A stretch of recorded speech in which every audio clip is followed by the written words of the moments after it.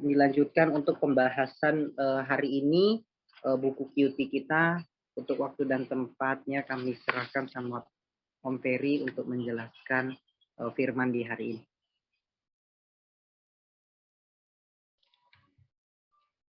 Ya, selamat malam, puji Tuhan. Habis Lebaran ya, Lebaran libur panjang. Untuk bertemu kembali untuk mempelajari firman Tuhan ya, puji Tuhan dengan kondisi sehat. Lagi membaca kitab pengkhotbah. Jadi senang sekali ya. Tuh. Sampai kemarin terus makan libur. Ini waktunya untuk belajar firman Tuhan. Mari kita jangan mundur ya, jangan mundur, tetap maju, tetap giat ya, mempelajari firman Tuhan dan melakukannya. Saya menjelaskan pengkhotbah secara garis besar, kemudian bahas pasal 1 sampai pasal 5. Pengkhotbah ini biasanya sering dikutip ya dalam ibadah penghiburan. Karena ya berbicara tentang kesia-siaan atau kematian manusia itu ya akhirat hidup. Jadi setiap pasal dan ayat itu sangat praktis ya, sangat praktis. Saya sharing sedikit ya, lewat PowerPoint ya.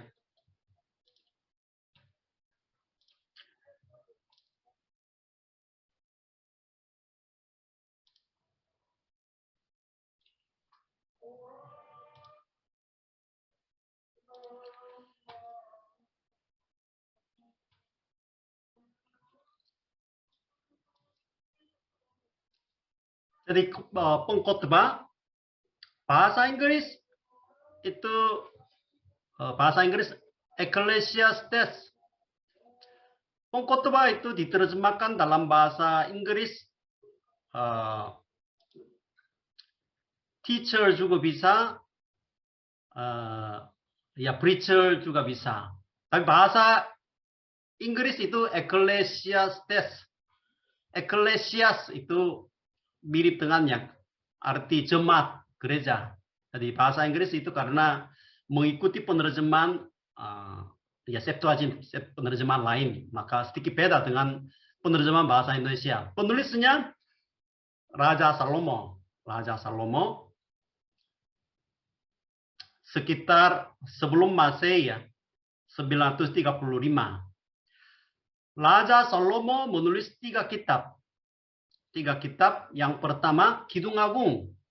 Kidung Agung itu tentang cinta sama perempuan Sulami.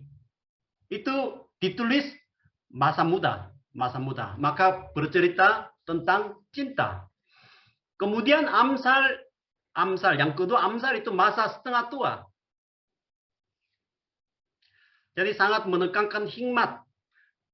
Tetapi pengkhotbah ini mungkin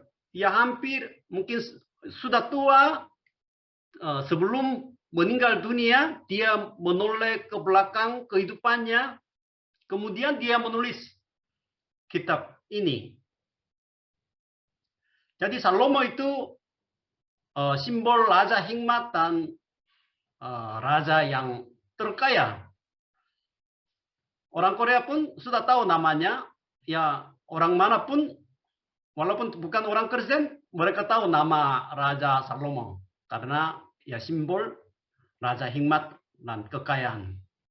Dia menikmati kehidupannya sebagai raja, bukan raja biasa, tapi dia memiliki negara yang paling luas dan juga banyak upeti dari negara yang lain dan punya banyak istri.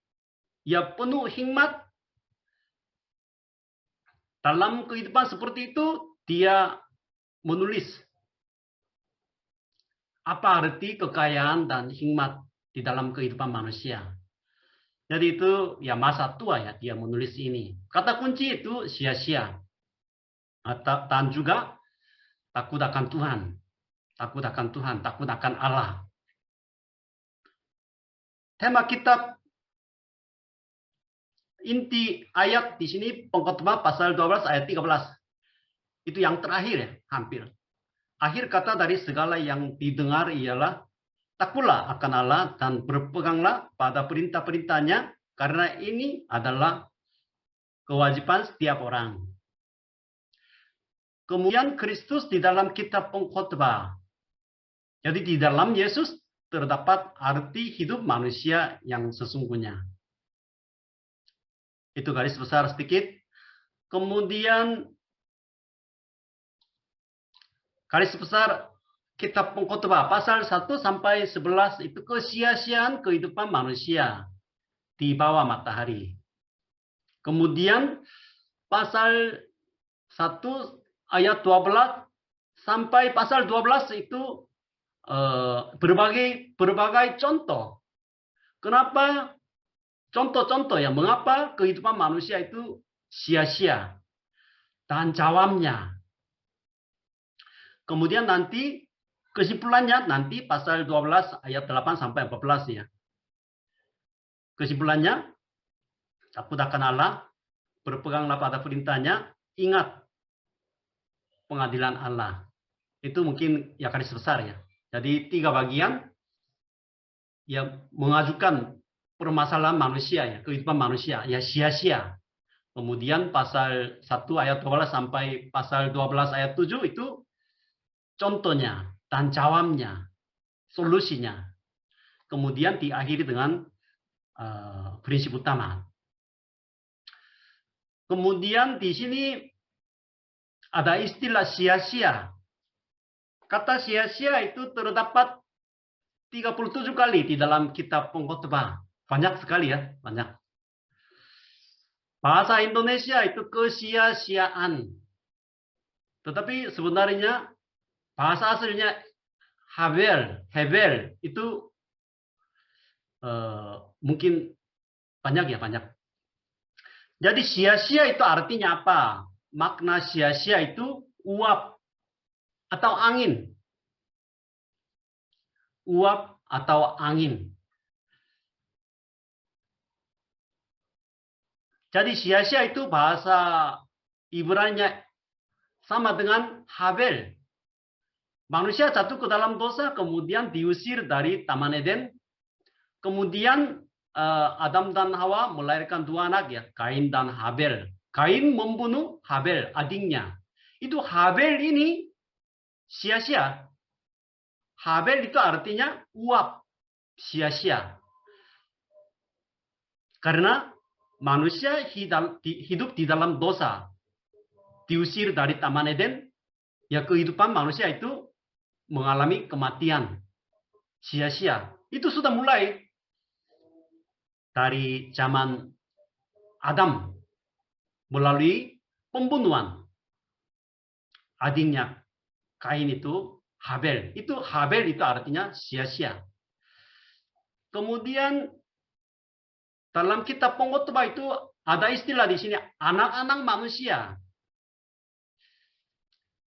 Jadi mungkin bisa menulis manusia atau anak atau mungkin orang bisa. Tetapi di sini sengaja menulis anak-anak manusia. Hampir setiap pasal ada anak-anak manusia. Itu artinya anak manusia. Itu biar mereka ingat siapa manusia itu. Di sini manusia itu sama dengan Adam ya. Adam. Bahasa Ibrani Adam, bahasa Indonesia manusia. Adam itu 2 arti. 1 merah, 1 tubuh. Seperti tanah. Jadi Adam itu harus ingat orang atau manusia itu tubuh.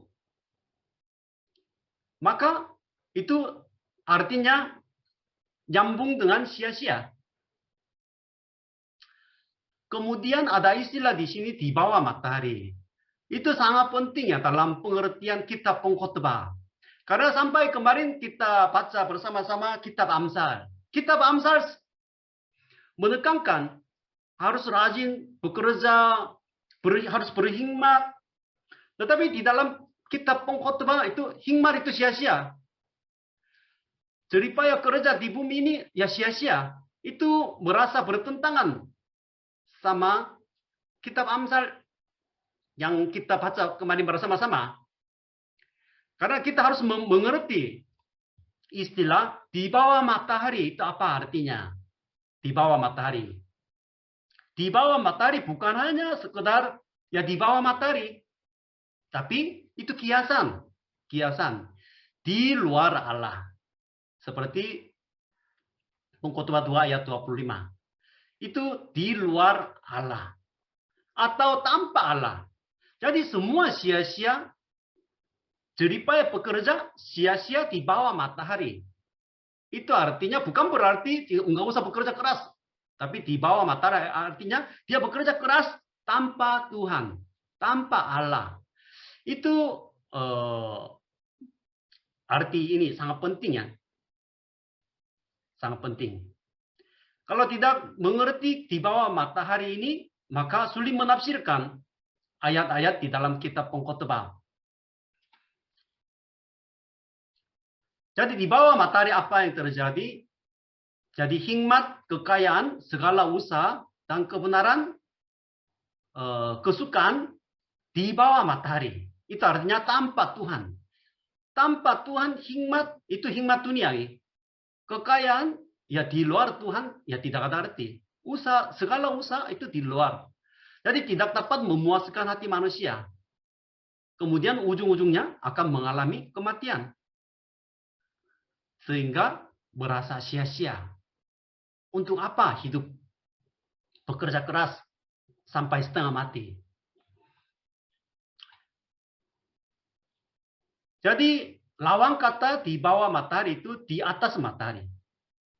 Di atas matahari. Sebenarnya memang tidak ada kata di atas matahari. Tapi Salomo ini membandingkan di bawah matahari sama di atas matahari. Karena itu sudut pandang zaman dulu. Orang Yahudi di atas matahari ada takhta Allah. Itu sudut pandang zaman Salomo. Maka cara hidup yang mengatasi, yang dapat mengatasi kesia-siaan kehidupan manusia. Yang pertama takut akan Allah, berpegang pada perintahnya, ada pengadilan Allah nanti. Itu mungkin solusinya, jawabnya. Itu garis besar yang penting. Kemudian tidak menyebut nama Tuhan, tidak menyebut nama Yahweh di dalam kitab ini. Itu juga sebenarnya penting sekali. Seperti kitab Ayub juga sama. Kitab Ayub juga, kitab Ayub pasal 1 sampai pasal 42. Ya semuanya 42 pasal. Tetapi pasal 3 sampai pasal 36. Itu isinya tentang berdebatan Ayub sama 3 teman dan Eliu. Jadi Ayub pasal 3 sampai pasal 36. Dan di tengah perdebatan tidak ada nama Yahweh ini juga. Pasal 37 baru Yahweh menampakkan diri. Jadi apa arti? Mengapa tidak ada nama Yahweh di dalam pengkhotbah? Karena Salomo mau menekankan nama Allah, Elohim, yang maha besar. Itulah yang mengatasi kesia-siaan kehidupan manusia. Itu salah satu arti ya. Tidak menyebut nama Tuhan di dalam kitab pengkhotbah. Kemudian pasal ya, setiap pasal 1 ya segala sesuatu sia-sia. Inilah perkataan pengkhotbah anak Daud, Raja Yerusalem, kesia-siaan belaka, kata pengkhotbah, kesia-siaan belaka. Segala sesuatu adalah sia-sia.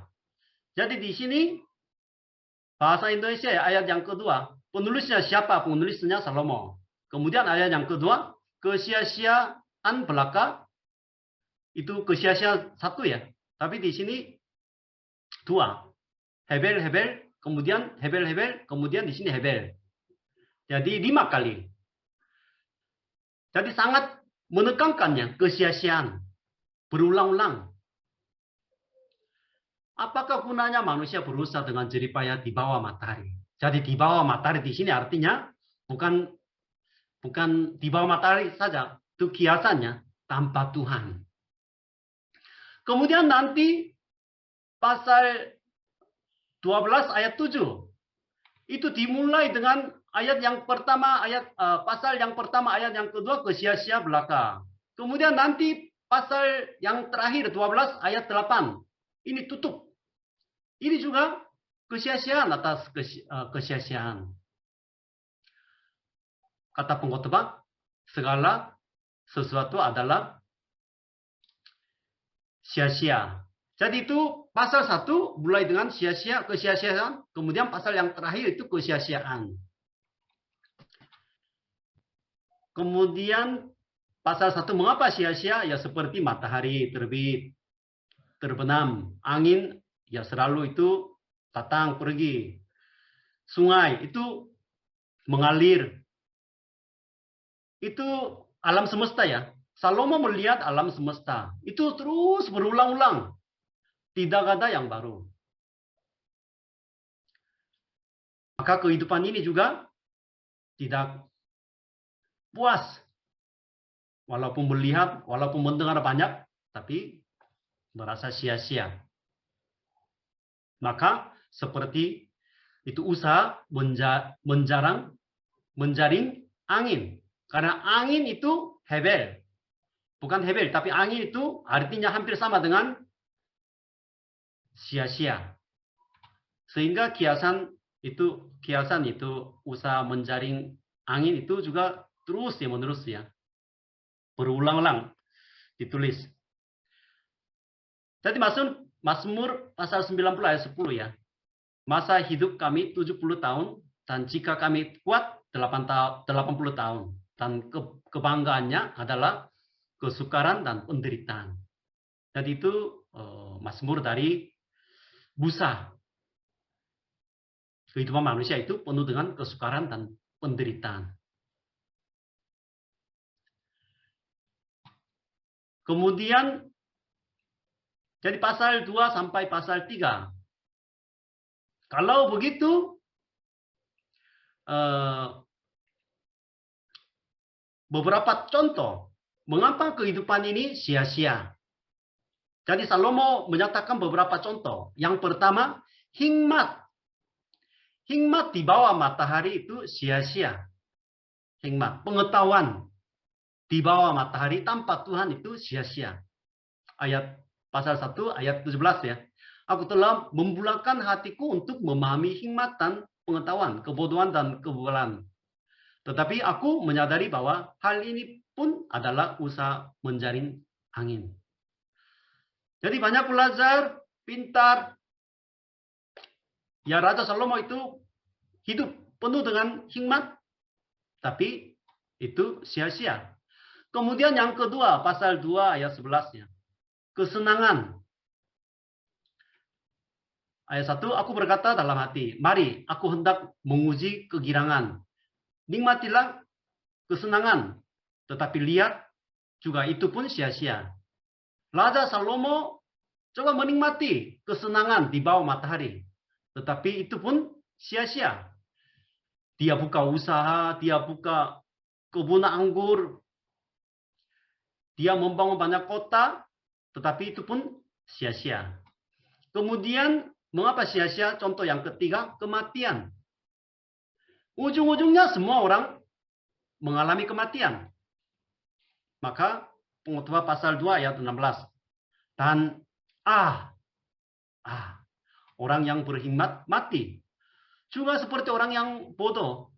Orang berhikmat mati, orang bodoh juga mati. Jadi ujung-ujungnya semua orang akan mengalami kematian. Untuk apa hari ini bekerja keras? Itulah beberapa contoh. Kemudian jawabnya, solusinya. pasal 2 ayat 24 sampai 26. Menikmati kesenangan di dalam tangan Allah. Salomo memberi solusi. Pengkhotbah 2 ayat 24. Tak ada yang lebih baik bagi manusia daripada makan dan minum dan bersenang-senang dalam jeripayanya. Aku menyadari bahwa ini pun dari tangan Allah. Jadi kesenangan dan hidup di bumi ini, di sini makan dan minum itu bukan hanya mungkin memang makan dan minum juga bisa. Tetapi makan dan minum di dalam Alkitab biasanya ya kehidupan manusia. Simbol kehidupan manusia juga ya. Ya bergaul, makan bersama-sama, hidup dengan orang lain. Itu pun dari tangan Allah. Jadi kita harus memahami, harus percaya, semua makanan dan minuman kehidupan di bumi ini, sukacita, itu dari Tuhan.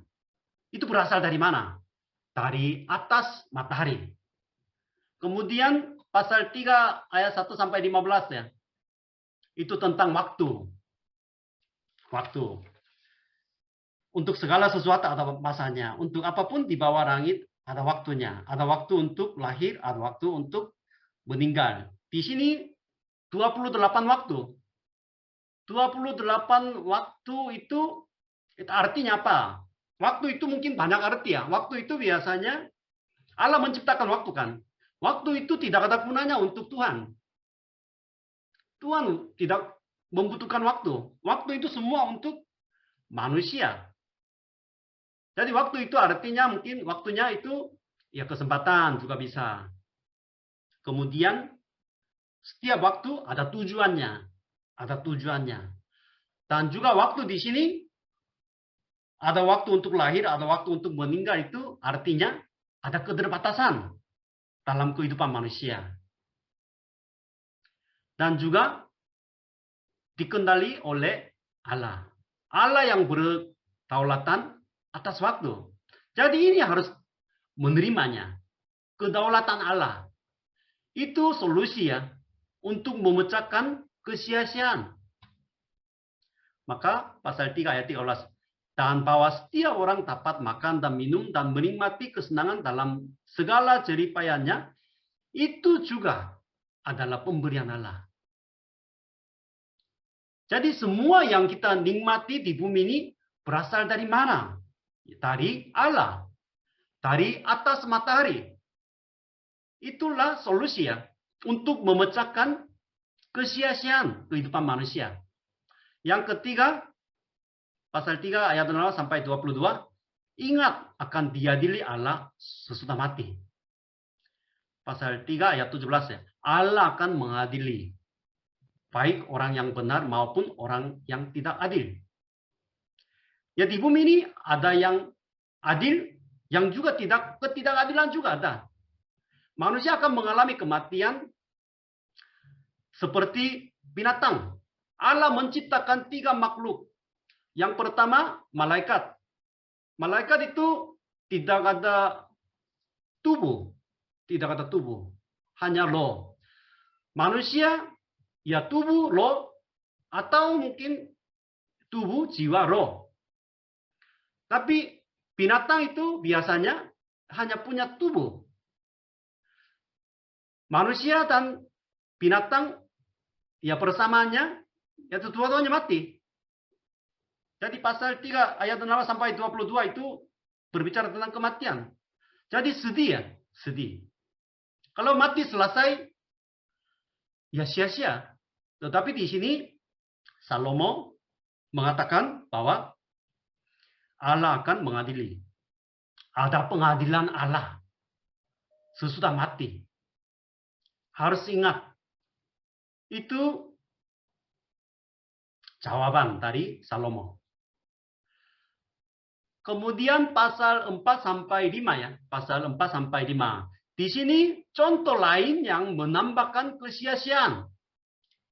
Contoh lain. Ada beberapa contoh lain. Karena di sini pasal 1 ayat 4 pasal 4 ayat 1 di sini lagi aku melihat lagi di sini. Kemudian ayat 7 juga sama. Aku melihat lagi. Itu artinya mau menjelaskan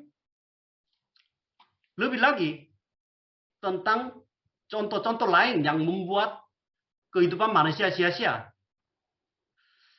Itu apa? Yang pertama di sini contoh lain pasal 4 ayat 1. Lagi aku melihat segala penindasan yang terjadi di bawah matahari.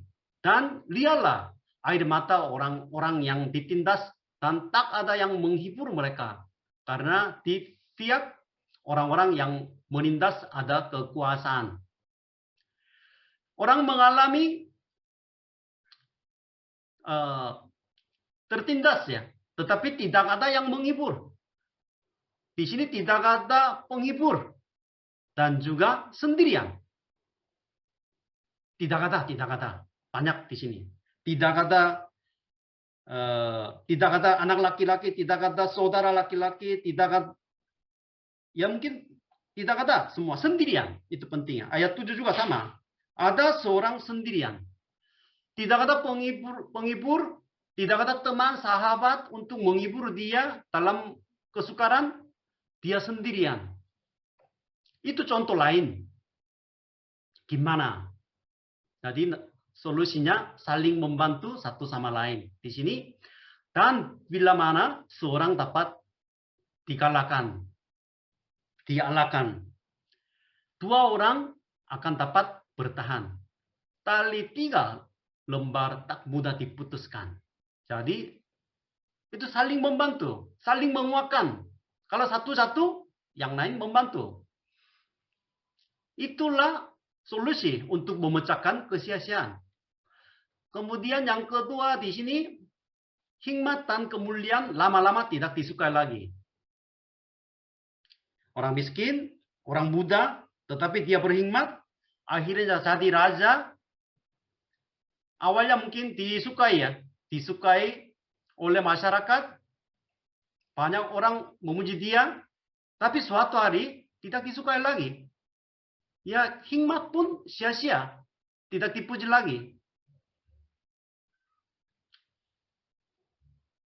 Jadi ayat pasal 4 ayat 16 ya, tidak ada habis-habisnya rakyat yang dipimpinnya. Ya banyak orang memuji, orang berhikmat, namun orang yang datang kemudian, generasi berikutnya tidak menyukai dia. Tidak terkenal lagi ya, tidak disukai lagi. Oleh sebab itu pun sia-sia usaha menjaring angin. Jadi gimana? Itu harus takut akan Tuhan. Takut akan Tuhan. Tidak selalu suka dipuji orang lain. Pengkhotbah 5 ayat 6. Karena sebagaimana mimpi banyak, demikian juga perkataan sia-sia banyak. Tetapi takutlah akan Allah. Takutlah akan Allah. Di sini juga beda dengan takutlah akan Tuhan banyak ya. Di dalam Amsal takut akan Tuhan banyak. Tapi di sini tidak ada kata atau frasa takut akan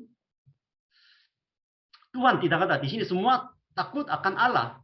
Karena itu menyatakannya arti nama Allah. Itu yang Maha Kuasa. Kalau disebut Tuhan, itu biasanya sebutan yang berkaitan dengan janji ya. Janji. Tapi Allah itu lebih artinya lebih kekuatan. Jadi kemudian contoh lain juga di sini kesia-siaan kekayaan. Ya kaya raya, tetapi ya semuanya akan ditinggalkan. Itu juga sia-sia.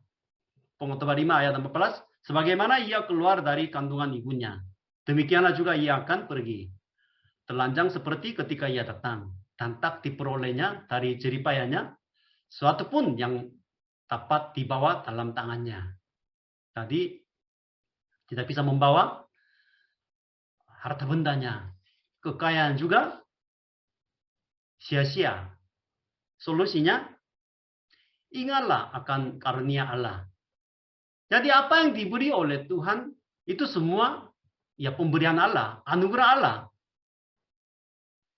Jadi bagian dia, besar, banyak atau kecil, sedikit, itu semuanya itu karunia Allah.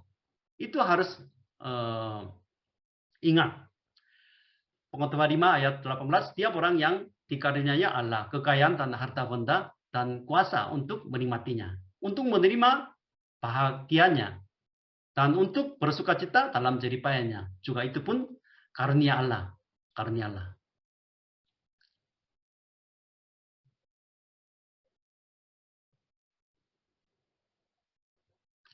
Jadi kesimpulannya pasal 1 sampai 5. Yang pertama, apakah kita pernah mengalami kesia-siaan kehidupan kita? Itu kita harus bertanya. Sebenarnya kita tidak mau merasakan kesia-siaan kehidupan kita. Seperti Salomo ya. Salomo. Tetapi sebenarnya inilah kesempatan untuk mencari Allah. Jika seseorang merasakan semuanya sia-sia, untuk apa aku kerja? Untuk apa aku pelayanan? Untuk apa aku kuliah? Untuk apa aku hidup dengan jeripaya? Capek-capek, stres tinggi. Yang ujungnya semua mati, selesai, habis. Untuk apa? Sulit mencari arti kehidupan ini. Arti yang sesungguhnya itu seperti apa? Apalagi mengalami kematian. Mungkin keluarga yang kita cintai. Dalam ibadah penghiburan. Kita merasa apa? Ya sia-sia semuanya.